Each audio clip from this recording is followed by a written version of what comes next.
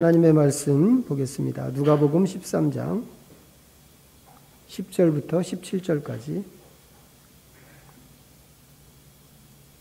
신약성경 117면 정도에 있습니다. 누가복음 13장 10절부터 17절까지 찾으셨으면 주신 말씀을 함께 읽도록 하겠습니다. 13장 10절부터 17절. 예수께서 안식일에 한 회당에서 가르치실 때에 18회 동안이나 귀신 들려 앓으며 꼬부라져 조금도 펴지 못하는 한 여자가 있더라. 예수께서 보시고 불러 이르시되 여자여 내가 내 병에서 놓였다 하시고 안수하시니 여자가 곧 펴고 하나님께 영광을 돌리는지라. 회당장이 예수께서 안식일에 병 고치시는 것을 분내어 우리에게 이르되 일할 날이 엿새가 있으니 그동안에 와서 고침을 받을 것이요 안식일에는 하지 말 것이니라 하거늘 주께서 대답하여 이르시되 외식하는 자들아 너희가 각각 안식일에 자기의 소나 나귀를 요양간에서 풀어내어 이끌고 가서 물을 먹이지 아니하느냐. 그러면 18회 동안 사탄에게 매인 바 된 이 아브라함의 딸을 안식일에 이 매임에서 푸는 것이 합당하지 아니하냐. 예수께서 이 말씀을 하심에 모든 반대하는 자들은 부끄러워하고 온 무리는 그가 하시는 모든 영광스러운 일을 기뻐하니라. 아멘.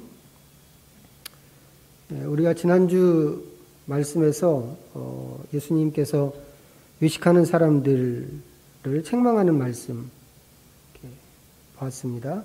그런데 오늘도 보니까 그런 사람이 여기도 나옵니다. 역시 예수님께서 오늘도 이 사람들을 책망하십니다. 외식, 오늘 제목에도 썼습니다만 외식이라고 하는 말은 겉모습만 그럴싸하게 꾸미는 것, 이게 이제 외식이 갖고 있는 사전적인 의미입니다. 겉과 속이 다른 것이죠. 오늘 예수님께서 지적하시는 것은 이제 그렇게 겉과 속이 다른 것인데 그 중에서도 안식일 교리에 대한 이중적인 태도에 대해서 예수님은 오늘 지적을 하십니다. 예수님께서 안식일에 이제 회당에서 가르치셨습니다. 처음 있는 일은 아니죠. 사람들이 예수님 말씀을 잘 알아듣지는 못했지만 예수님께서 자주 안식일에 회당에서 가르치셨습니다. 그러다가 이제 오늘 보니까 그렇게 예수님께서 가르치시다가 꼬부라져 조금도 펴지 못하는 한 여자를 보셨습니다. 어디가 꼬부라졌는가에 대해서는 얘기가 없습니다만 예수님께서 한눈에 딱 알아보신 것을 보면 금방 눈에 띄는 이제 그런 모습이었을 것 같습니다. 또 꼬부라져 조금도 펴지 못한다라고 하는 이 표현이 다르게 생각하면 원래는 펴지는 게 정상적인 모습이다라고 하는 의미가 내포되어 있는 것 아닌가 싶은 생각이 들기도 합니다. 그게 어딜까? 아마도 척추 질환이겠다고 추측할 수가 있습니다. 지금은 뭐 거의 그런 분 보이지 않는데 옛날 우리나라 할머니들 보면 허리가 완전히 이렇게 기역자로 꺾여서 이렇게 지팡이 짚고 다니시는 그런 모습들을 좀 우리가 옛날에 자주 봤잖아요. 이제 그런 모습하고 비교해도 비교가 안 되는 이제 그런 상태를 우리가 상상하면 될 것 같고, 어쩌면 가슴과 다리가 이렇게 딱 붙은 것처럼 웅크리고 살아야 하는 그런 모습일지도 모르겠다는 생각이 듭니다. 이제 그 정도라면 혼자 걷는 것은 불가능하죠. 누가 이렇게 들어서 옮겨줘야만 어디든지 갈 수 있는 그런 상태입니다. 상상하는 것만으로도 너무 고통스럽고 답답하게 느껴지는 그런 모습입니다. 그런데 이 여인이 18년 동안이나 그런 상태로 살았습니다. 정말 긴 세월이죠. 이 사람이 어떻게 하다가 이렇게 됐는가? 오늘 말씀에서는 너무 단순하게 귀신이 들려서 그렇게 된 것이라고 이렇게 소개를 이제 기록을 하고 있습니다. 하지만 정말 귀신 들려서 이렇게 됐을까? 이렇게 말씀드리면 성경 말씀을 좀 의심하는 것 같아서 좀 민망합니다만 이 대목은 좀 의문의 여지가 있습니다. 왜 그런가? 일단 귀신이 귀신이 예수님 앞에 나왔는데 예수님 앞에서 이렇게 아무렇지도 않게 있을 수 있을까 싶은 게 먼저 있습니다. 성경에서 이제 귀신과 예수님이 만나는 장면들이 자주 나오는데 많이 나오죠.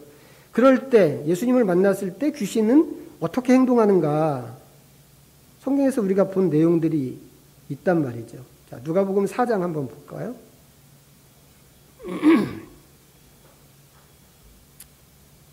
누가복음 4장 31절부터 36절까지 같이 읽어보겠습니다. 4장 31절부터 36절. 갈릴리의 가버나움 동네에 내려오사 안식일에 가르치심에 그들이 그 가르치심에 놀라니 이는 그 말씀이 권위가 있음이로라.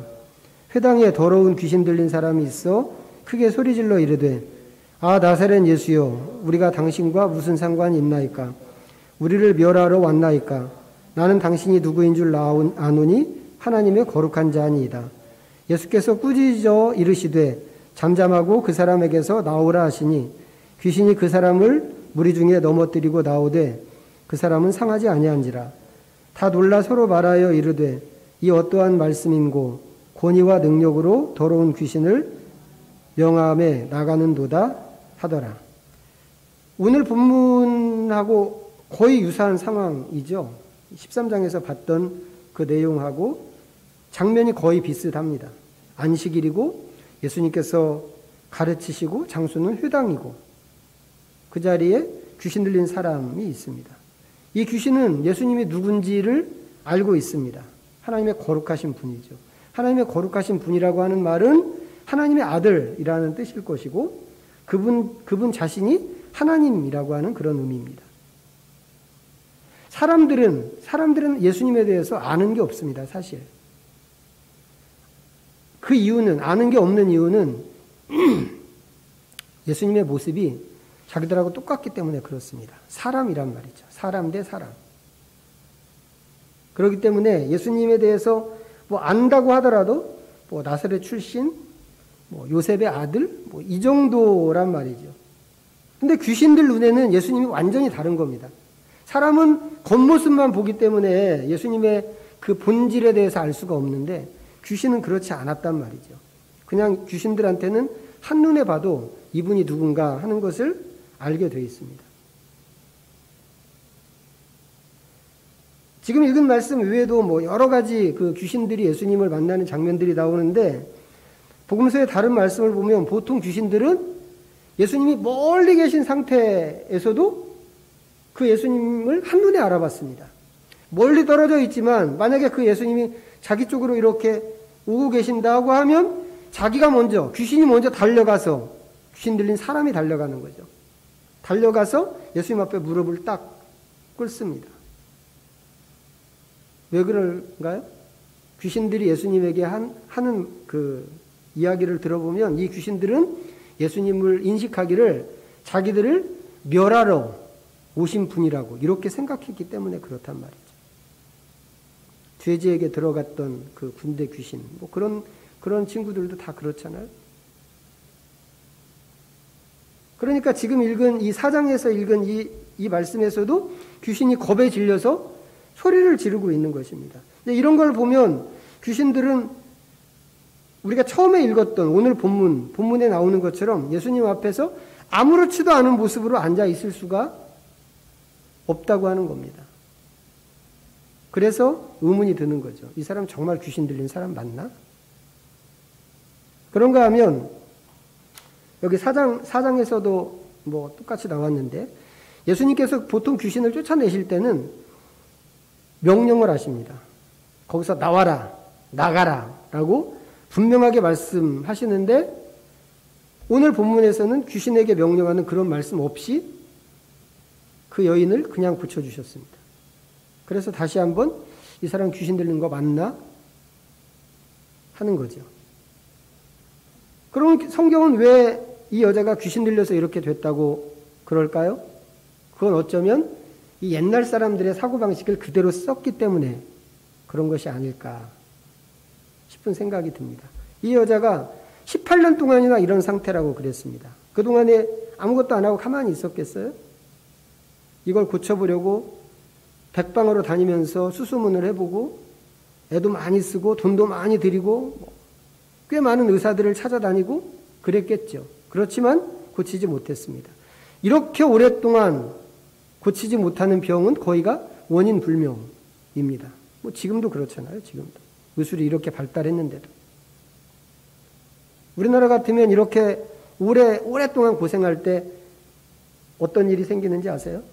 슬그머니 와서 굿 한번 해보면 어때? 이런 사람이 틀림없이 있습니다. 제가 듣기에는 예수 믿는 사람한테도 그런 제안을 하는 사람이 있다고 들었고 또 그렇게 얘기하면 먹힌다고도 들었습니다. 그게 잘하는 일이다 이런 얘기를 하는 게 아니라 이렇게 오래 못 고치는 병이라면 사람들이 생각하는 게 따로 있단 말이죠. 이거는 물리적으로 그렇게 의술을 통해서 고치는 병이 아니고 이건 영적인 것일지도 몰라. 귀신의 활동일지도 몰라. 그러니까 굿을 한번 해보면 어떨까? 이렇게 생각한다는 것입니다. 성경이 이 상태의 원인으로 귀신을 지목한 것은 옛날 사람들이 그런 방식으로 이 어떤 상황이나 사건들을 인식하려고 하는 그 모습들이 있었기 때문에 그런 것이 아닐까 싶은 생각이 드는 것입니다. 얘기가 좀 길어졌는데 이 여자는 예수님을 무서워하지 않는 모습으로 그렇게 예수님 앞에 있습니다. 예수님께서 그 여인을 고쳐주셨고 안수도 해주셨습니다. 자, 그런데 특이한 게 있죠. 예수님께서 그냥 이렇게 해주셨다는 겁니다. 그냥. 보통은 도움이 필요한 사람이 예수님께 나와서 도와달라고 요청을 합니다. 아주 간절히 요청을 하죠. 주님 나를 도와주십시오. 수르보니게 여인도 그랬고 바디메오도 그랬고 또 10사람의 그 나병 환자도 그랬습니다. 그런가 하면 또 옆에 있는 또 다른 사람이 이렇게 불편한 상황 가운데 있는 사람, 옆에 있는 다른 사람이 예수님에게 부탁하는 그런 경우도 있습니다. 어떤 백부장의 하인이 죽을 병이 들었죠. 그때 백부장이 부탁을 했는데 이스라엘 장로들을 예수님에게 보내서 부탁을 했습니다. 그때 그 백부장을 잘 알던 이 이스라엘 장로들이 예수님께서 간곡히 부탁을 했습니다. 이 사람은 고쳐주는 것이 맞습니다. 우리 민족을 위해서 좋은 일을 많이 한 사람이기 때문에 그렇습니다. 이렇게 옆에 있는 사람이 그랬습니다. 베드로의 장모의 경우도 마찬가지죠. 그 베드로 장모님이 열병으로 고생을 심하게 하고 있을 때 사람들이 예수님께 그 여자에 대해서 얘기하고 부탁을 해서 예수님께서 고쳐주셨습니다. 아니면 또 예수님께서 환자에게 네가 나를 믿느냐? 라고 하면서 믿음을 먼저 요구하시는 그런 적도 있습니다. 내가 믿습니다 라고 할 때 그 믿음으로 예수님께서 고쳐주시는 그런 경우란 말이죠. 근데 여기서는 그런 게 하나도 안 보이는 겁니다. 여자가 예수님을 붙잡고 매달린 것도 아니고 옆에 있는 누가 저 여자 좀 제발 불쌍한 저 여자 좀 고쳐주십시오 라고 부탁을 한 것도 아니고 그 여자가 믿음이 있는지 확인을 한 것도 아닙니다. 회당에서 가르치시다가 여자를 보시고 일방적으로 그냥 고쳐주셨습니다. 왜 그러셨을까요?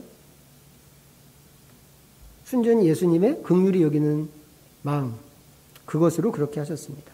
16절에서 말씀하시는 것처럼 오늘 본문 16절이요. 이 여자가 18년 동안이나 이 병으로 고통을 당했다고 이렇게 말씀하시는 거 보는데 예수님 그거 하나 보시고 안타까움에 고쳐주셨단 말이죠. 여자는 너무 좋았겠죠. 18년 동안 한 번도 허리를 펴지 못하고 꼬부라진 채 살았단 말이에요. 그 정도로 오래된 병이라면 고치는 것은 아마 벌써부터 포기했을 것입니다. 그런데 생각지도 않은 장소에서 생각지 않은 방법으로 허리가 펴지고 자유를 얻었습니다. 얼마나 좋았겠어요. 이 여인의 첫 반응이 하나님을 찬양하는 것이었다고 하는 것은 너무 당연한 일입니다. 이 본문에는 나오지 않지만 그 자리에 있던 다른 사람들은 어땠을까요?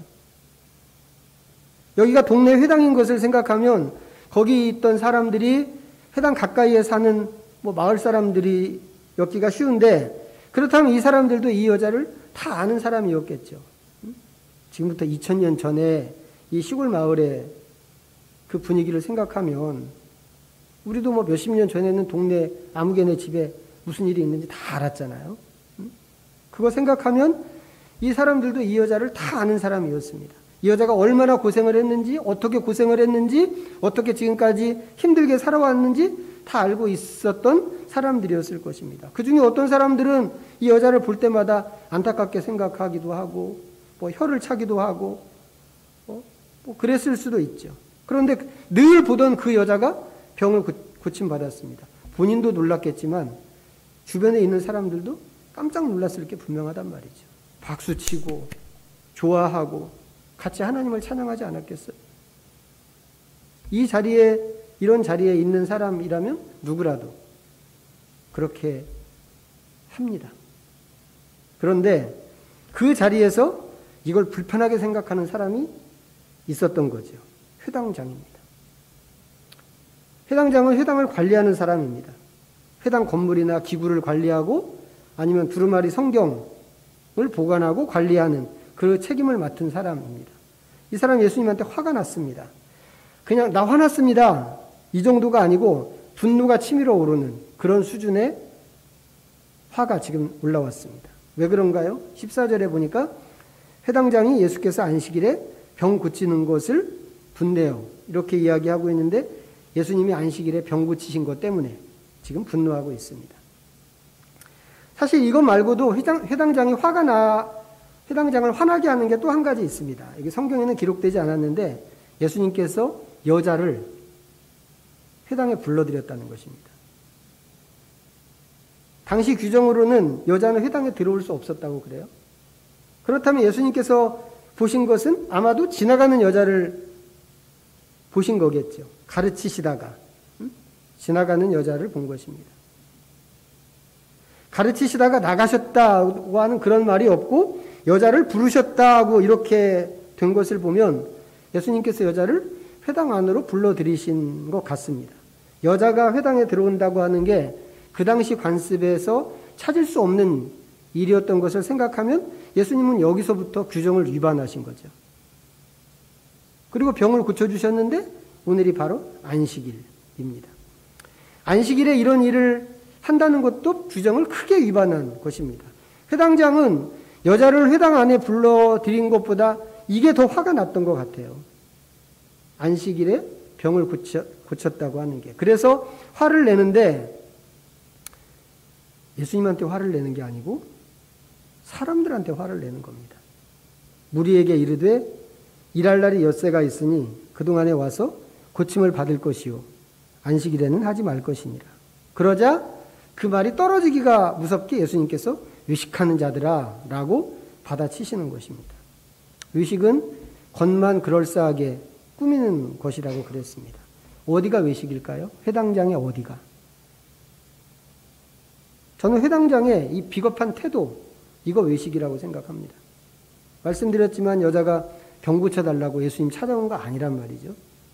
여자는 아무것도 안 했습니다. 근데 예수님께서 여자를 보시고 부르셨어요. 여자의 병을 고치시는데 정작 여자한테는 야, 내가 네 병을 고쳐주고 싶은데 너는 어떻게 생각하느냐? 물어보지도 않으셨습니다. 그냥 예수님이 혼자 일방적으로 여자의 병을 고쳐주셨습니다.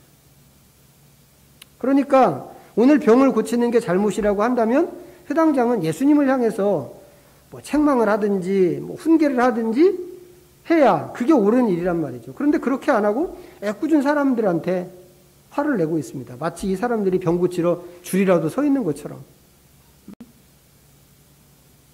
물론 이 사람이 말은 무리들에게 했지만 전부 예수님 들으라고 한 소리일 수 있습니다. 다만 예수님은 이제 말씀을 가르치시는 랍비였기 때문에 랍비한테 대놓고 화는 낼 수 없고, 그렇기 때문에 사람들한테 대신 화를 낸 그런 것일 수 있죠. 그렇기 때문에 이게 외식이라는 거죠. 근데 근데 예수님께서 그런 것을 지적하지는 않으셨어요. 저는 이게 제일 눈에 띄는 첫 번째 의식으로 보이는데 예수님께서 그것을 지적하지는 않으시고 그것보다는 오히려 안식일에 대한 태도를 지적하셨습니다. 자, 안식일 규정을 우리가 잘 알고 있죠. 십계명에 들어있는 명령입니다. 그리고 십계명은 모든 율법과 계명의 근간이죠. 나라로 치면 헌법 같은 것입니다. 넓은 의미에서 보면 하나님 말씀 전체가 율법입니다. 그렇지만 그것을 요약하고 또 요약하고 또 요약하고 하면 가장 중요하게 생각할 수 있는 율법의 핵심, 최상위에 있는 율법이 십계명이라고 할 수 있습니다. 더군다나 십계명은 하나님께서 직접 돌판에다가 써주신 거잖아요. 그러니까 어떤 법보다 특별한 법인 게 틀림이 없습니다. 하나님께서 말씀하신 거라면 뭐 다른 명령도 다 지켜야 되지만 그 중에서도 이 십계명 율법은 절대로 지켜야 되는 율법인 거죠. 특별하니까. 모든 율법의 근간이니까. 근데 그 10개 중에 하나가 안식일의 노동 금지였던 것입니다. 해당장이 분노하는 것은 분명 그런 이유 때문이었을 것입니다. 최고로 중요한 법을 어겼다라고 하는. 그럼 그렇게 보면 이 회당장의 분은 의로운 분노가 아닌가 하는 그런 마음도 생깁니다. 하나님에 대한 충성심이 아니었다면, 하나님 계명에 대한 그 성실함과 철저함이 아니었다면 이렇게 화낼 이유가 없는 거죠.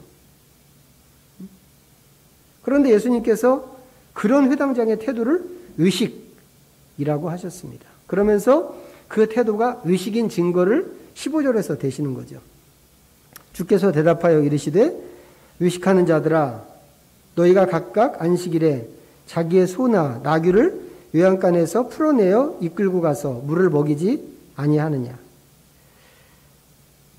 안식일에 병 고치는 것이 안식일 위반이라면 안식일에 소나 나귀에게 물 먹이는 것도 안식일 위반 아닌가? 하는 것입니다. 그런데 당시 이스라엘 사람들이 소나 나귀에게 물 먹이는 일은 안식일에도 했다고 하는 것이죠. 사실 이런 행동 규정은 그 유대인들을 위한 그 생활 지침서에 다 나와 있습니다. 성경에서 말하는 법이라고 하는 게 되게 포괄적이잖아요. 실제로 그것을 어떻게 실천하고 어떻게 적용해야 하는가를 위해서는 어디서 어디까지를 허용하고 어디는 금지해야 한다고 하는 구체적인 어떤 규정이 있어야만 하는 것이죠. 지금 우리가 보고 있는 문제도 이제 그런 규정집에 다 들어있는 것입니다. 안식일에 병 고치는 것은 금지. 안식일에 가축에게 물 먹이기 위해서 물가로 데리고 가는 것은 허용. 이런 것입니다. 예수님의 질문은 뭐예요? 왜 이건 허용이고 저건 금지냐? 라고 하는 것입니다. 그게 혹시 하나님 말씀을 지키는 것보다 자기의 재산상의 손해를 보지 않기 위해서 그런 것 아닐까? 이건 제 질문입니다. 이 사람들이 이런 규정을 이런 식으로 만든 이유가 그런 건 아닐까? 제가 삐딱하게 생각할 때 이 사람들이 그런 자기 그 이기적인 마음, 자기 이익과 관련된 그런 것으로 보는 그런 마음이 있어서 이런 규정을 이렇게 정한 것은 아닐까라고 의심을 하는 것이죠. 저가 그렇습니다. 예수님께서는 이런 거 묻지 않으셨죠. 너 혹시 그것 때문에 그러냐? 라고 이렇게 묻지는 않으셨습니다. 그 대신 예수님은 율법의 본질이 무엇인가를 물으셨습니다. 특히 오늘은 안식일의 문제가 됐는데 안식일의 본질이 무엇인가를 생각하라고 예수님이 하시는 겁니다. 말씀드린 것처럼 안식일 규정이 문자적으로 제한하는 것, 우리에게 명령하는 것은 노동 금지입니다. 안식일은 일하지 말아라. 해당장은 예수님이 그 규정을 어겼다고 하는 것을 생각하는 것이죠. 그런데 예수님은 안식일에 왜 노동 금지인가 이거 말씀하고 계시는 거예요. 안식일의 근원적인 정신이 도대체 무엇인가? 안식일 규정은 십계명에 들어있다고 그랬습니다. 근데 십계명의 버전이 2개 있는 거 아시죠? 십계명은 두 가지입니다. 출애굽기 버전이 있고 신명기 버전이 있고 이렇게 두 개입니다. 자, 출애굽기 버전은 모세가 시내산에 올라가서 하나님께 받아온 십계명입니다. 이 얘기는 출애굽기 20장에 있습니다. 신명기 버전은 신명기 5장에 있는데 그것은 모세가 시내산에서 받아온 십계명을 백성들에게 전달해 주는 내용으로 기록되어 있는 말씀입니다. 그런데 이 두 십계명 안에 들어있는 안식일 계명이 약간 다르다고 하는 겁니다. 어떻게 다른가 보시죠. 출애굽기 20장.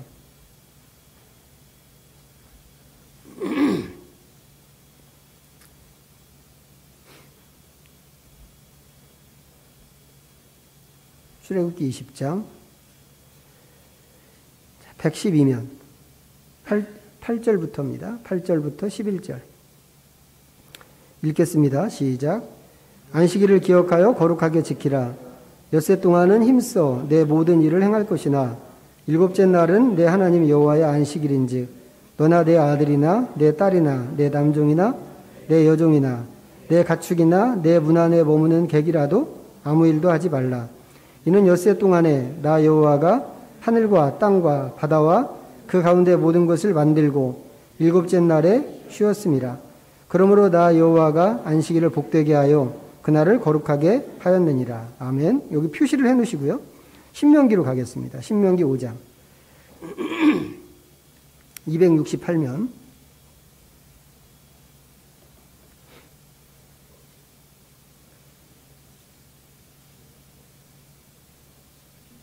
12절부터 15절까지 5장 12절부터 15절 읽겠습니다. 시작. 내 하나님 여호와가 내게 명령한 대로 안식일을 지켜 거룩하게 하라.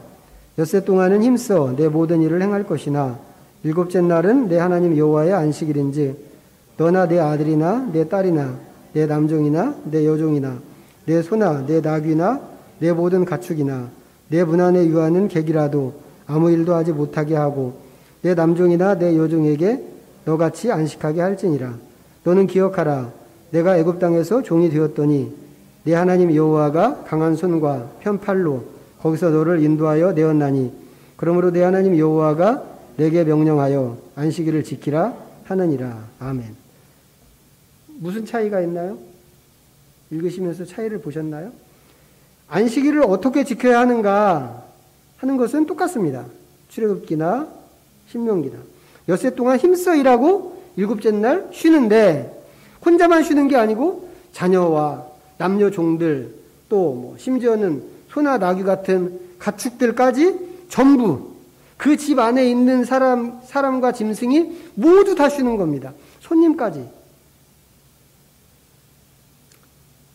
근데 그렇게 지켜라 라고 이렇게 말씀을 하시면서 그 규정과 함께 하나님께서 이런 규정을 왜 주셨는가를 함께 이야기를 하고 있는데 이 대목에서 출애굽기와 신명기 입장이 조금 다르다고 하는 겁니다.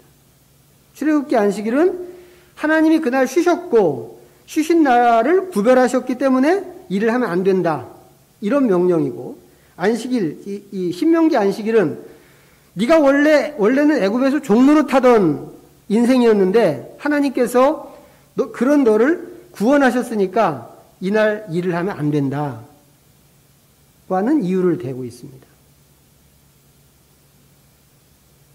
하나님께서 안식일 계명을 지금 이런 식으로 전달하신 것은 그 자체가 좀 특이한 일이라고 생각합니다. 보통은요, 하나님께서 명령하실 때 이렇게 이유를 붙이지 않습니다. 대부분 어떻게 하나요? 이게 하나님의 말씀이니까 너는 지켜라 이거죠. 쭉 이야기를 하시고 나서 뒤에 다는 그 후렴처럼 다는 말씀이 나는 여호와니라. 이런 식이란 말이에요. 내가 여호와 하나님으로서 너네들한테 이렇게 이야기하는 거니까 너네들은 이 말씀을 지켜야 된다. 이게 하나님이 사람들에게 계명을 주시는 방식, 보통의 방식이거든요. 근데 여기서는 왜 그래야 하는가? 이유를 붙여서 설명을 하고 있단 말이죠. 왜 이렇게 하실까? 여기서는 왜 이런 식으로 하실까? 생각하라는 거죠. 생각. 출애굽기 10계명이든지 신명기 10계명이든지 안식일 계명에서 핵심 명령은 뭐예요? 일하지 말고 안식하라고 하는 것입니다. 그렇기 때문에 여기서 우리가 할 실제적인 행동이라고 한다면 그것은 일 안 하고 쉬는 것이란 말이죠. 회당장이 본 것은 그것입니다. 일하지 말라고 했으니까 일하지 말아야 하는데 이 사람이 일을 했다라고 하는 것이죠. 그런데 이것만 강조하게 되면 우리는 이 계명을 어쨌든 일만 안 하면 되는 거잖아요. 이런 쪽으로 끌고 갈 수가 있다는 것이죠. 그러기가 쉽죠. 어쨌거나 내가 이날 일만 안 하면 되는 거 아닙니까? 이렇게. 근데 이런 거는 마음이 없어도 할 수 있는 일이란 말이죠. 마음이 없어도 할 수 있고 관심이 없어도 할 수 있는 일입니다. 이렇게 되면 일을 안 하는데 일하지 말라 속에 들어있는 의미는 사라져버리는 거라는 겁니다. 그렇게 되지 않게 하기 위해서 하나님께서 굳이 안식일 계명에 왜 그러는가 이유를 붙여주셨습니다. 앞에 말씀드린 것처럼 생각하라고 하는 거죠. 무엇을 생각할까요? 하나님을 생각하는 겁니다. 하나님.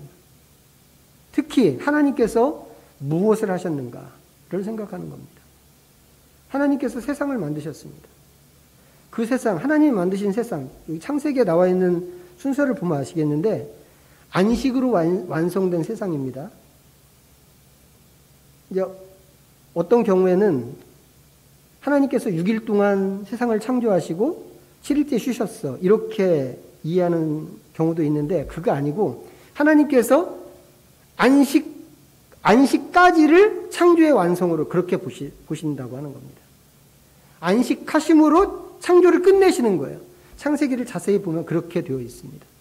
6일 동안 창조하고 7일째 쉬신 게 아니고 7일째까지가 하나님의 창조입니다. 하나님 그렇게 세상을 그렇게 창조하셨어요. 그리고는 그 세상을 우리한테 주셨단 말이죠. 사람들에게. 그럼 우리는 그 세상, 하나님이 주신 세상에서 세상을 받아서 그 세상에서 안식을 할 때 하나님 창조의 완성을 생각할 수 있습니다. 그건 뭐예요? 더 이상 내가 할 일은 없습니다. 라고 하는 그런 고백일 수 있습니다. 그리고 하나님의 안식을 생각할 수 있는 거죠. 그런가 하면 하나님은 신명기대로 얘기하면 하나님은 우리를 구원하신 분입니다. 구원하기 전에 우리는 뭐였다고요? 노예였습니다. 이집트에서 일하는 노예. 모세가 바로를 찾아가서 얘기했습니다. 하나님 말씀대로 얘기했죠. 우리가 우리의 하나님 여호와 하나님을 섬기려고 하니까 우리가 저만큼 나가서 하나님을 섬길 수 있도록 보내주십시오. 라고 했습니다. 그때 바로가 이렇게 얘기했습니다. 모세와 아론아, 너희가 어찌하여 백성의 노역을 쉬게 하려느냐? 어찌하여 백성의 노역을 쉬게 하려느냐? 가서 너희 노역이나 해라.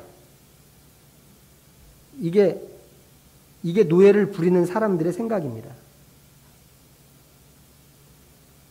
구원받기 전에는 우리는 원래 노예였으니까 노예로 있던 사람들이 그 노예에서 해방되기 전에는 쉼이라고 하는 것을 모르고 살았던 사람이란 말이죠. 노예한테 쉼이 어디 있어요? 응?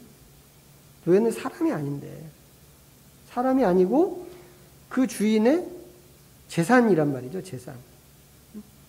오로지 일만 하는 노예였던 것이죠. 그런 우리를 하나님께서 구원하셔서 자유인으로 만드신 것입니다. 그리고는 쉬라고 그러시는 겁니다. 이 사람들은 한 번도 그동안 살아오면서 한 번도 쉰 적이 없는 사람들이에요. 그 사람들에게 쉼을 주신 것입니다. 안식일은 무엇인가? 그들이 자유인이 되었다고 하는 증거란 말이죠. 노예로 있을 때는 쉰 적이 없었는데 이제는 쉬는 날이 생겼잖아요. 그 자체가 자유인이라는 증거죠. 그 일을 하나님이 하셨다고 하는 것을 보여주는 증거이기도 한 것입니다.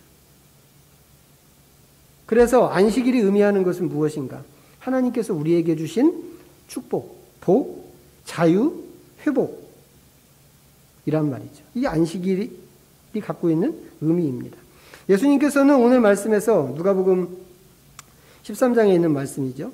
그 말씀에서 18년 동안이나 꼬부라져 살았던 여자에게 그런 복과 자유와 회복을 주신 것입니다. 참 안식을 주신 것이죠. 진정한 안식을 주신 것입니다. 예수님 말씀은 뭐냐면 이게 얼마나 안식일에 맞는 일이냐라고 하는 것입니다. 이에 비해서 회당장은 안식일을 일 안 하는 날로만 생각했다는 것이죠. 그리고는 자기가 생각한 그것으로 예수님의 행동을 비판하고 비난한 것입니다. 한편으로 생각하면 회당장이 화가 난 것은 이 사람이 하나님의 계명을 너무 잘 알았기 때문에 화를 낼 수 있었습니다. 뿐만 아니라 하나님의 계명은 꼭 지켜야 한다, 지켜져야 한다라고 철석같이 믿었기 때문에 그렇게 할 수 있었던 거죠. 그거 몰랐다면 뭐 화낼 이유가 뭐가 있겠어요.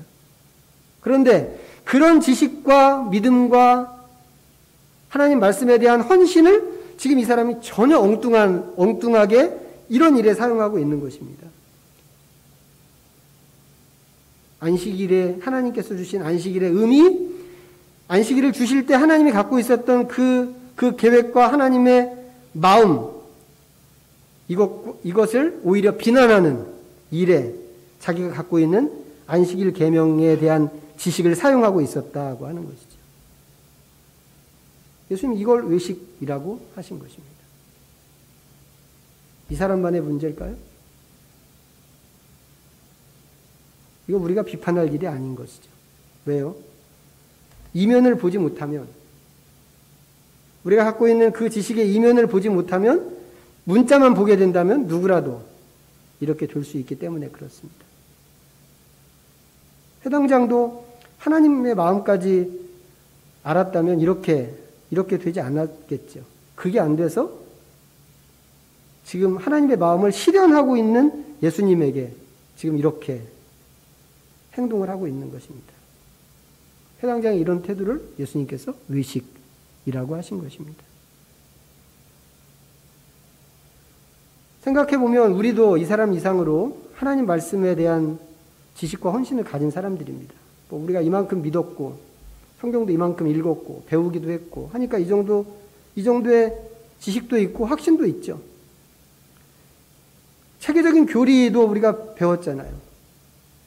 다 좋은 일이란 말이죠. 그러나 그것만 갖고는 안 되고 그 이면에 있는 하나님의 마음까지 가져야 한다고 하는 것입니다. 그렇지 않으면 우리도 얼마든지 이 회당장처럼 외식하는 사람이 될 수 있기 때문에 그렇습니다. 말씀도 좋지만 말씀에 담겨있는 하나님의 의도, 교리도 중요하지만 교리에 담겨있는 하나님의 정신, 이런 것까지 잘 터득하셔서 예수님의 가신 그 걸음을 우리가 온전하게 잘 따라갈 수 있게 되기를 바랍니다. 기도하겠습니다. 우리 잠시 말씀 좀 생각하면서 묵상하겠습니다.